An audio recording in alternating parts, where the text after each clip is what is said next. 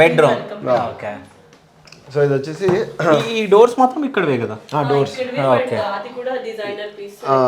అంతా మనము సెలెక్ట్ చేసాం అనమాట.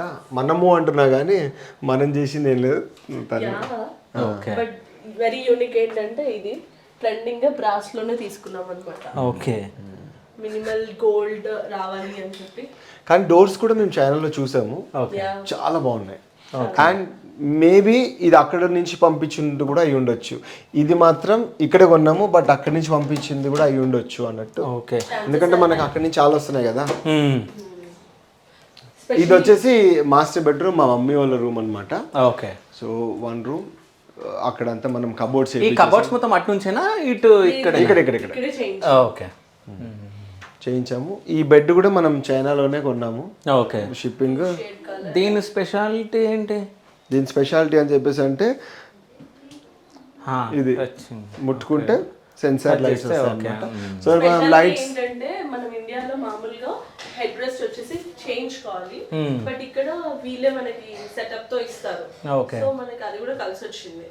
ఇప్పుడు అంతా రన్నింగ్ ఇక్కడ కానీ దుబాయ్ కానీ యుఎస్ కానీ యూకేలో కానీ రన్నింగ్ కొంచెం ఈ టైప్ ఆఫ్ బెడ్స్. చైనా నుంచి తెప్పించేటప్పుడు మా సూపర్వైజర్ బాగా నర్వస్ అయ్యారు, హెడ్ రెస్ట్ ఎట్లా వస్తుంది, అది లేకపోతే అది ఇన్స్ట్రుమెంట్స్ రాదు అని.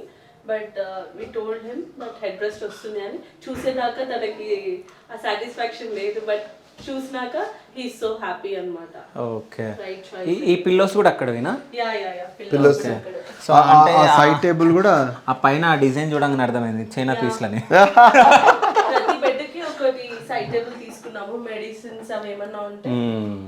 సైడ్ టేబుల్ గురించి నేను చెప్తే నాకు ఒక పాయింట్ గుర్తొచ్చింది. మాకు ఎవరైతే ఇంటీరియర్ చేశారో హీ డిడ్ ఫ్యాబులస్ జాబ్, చాలా బాగా చేశారు. అంటే చిన్న కొటేషన్లో సైడ్ టేబుల్స్కి ఎంత అవుతుంది అని చెప్పేసి అనుకుంటే 15,000కి సైడ్ టేబుల్ అవుతుంది, సైడ్ టేబుల్. సో ఇక్కడ అక్కడి నుంచి మేము ఇది తీసుకొచ్చాం కదా, ఇది ఆల్మోస్ట్ మనకి ఒక 4,000లో వచ్చింది. ఒక్కొక్కటి ఒక్కొక్క ప్రైస్ పడుతుంది. నేను చాయిస్ ని బట్టి వెళ్ళాను.